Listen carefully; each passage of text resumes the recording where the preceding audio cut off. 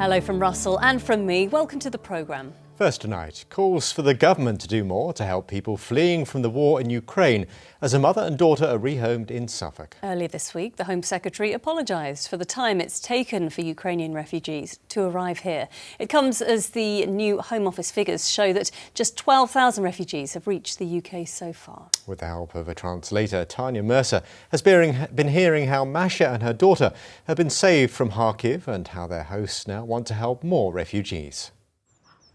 Surrounded by animals and nature, Masha and her little girl Lisa are safe.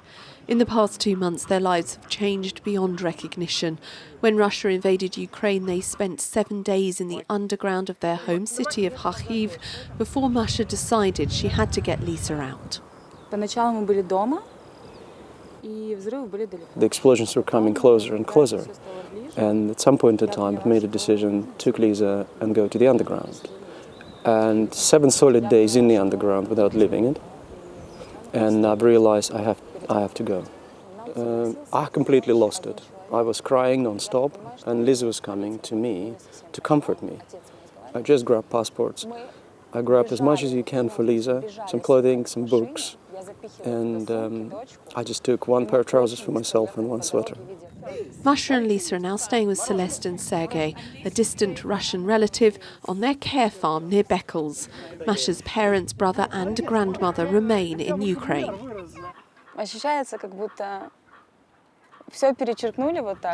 Everything turned upside down, like somebody just crossed your life out of context. You were having plans, I was having plans to continue my studies, and suddenly it doesn't exist anymore.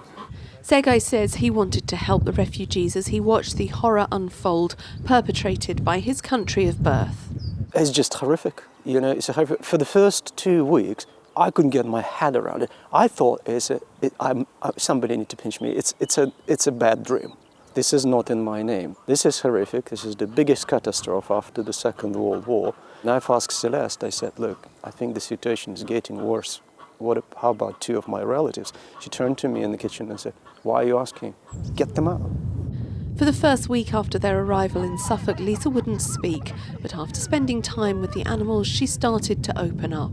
Now, having seen the healing effect the farm has had, Sergei and Celeste plan to open it out to help more refugees and host families. The farm was just calling and evolved into something more that we could offer Ukrainians and their hosts to come and experience away days where they could interact together. So the Ukrainians can actually speak in their own language, they can cook together, they can have a barbecue, they can walk the alpacas. This family know how lucky they were to get Masha and Lisa to safety. But while they've been amazed by the local community's response, there have been bureaucratic frustrations at how the refugee crisis has been handled by the UK government. The government support, non-existent. We said there will be benefits and the receiving families will be receiving some. Now, it's only a proclamation. Community response, oh my God. And that's the experience of Kim Bolshaw in Felixstowe. He's helping local families offer homes to refugees, but says the government's scheme has been badly run. The government has known about this for months. So we're now 2.5 months on, and still we haven't joined this all together. The Germans are taking trainloads of refugees at a go into stations, and what are we doing?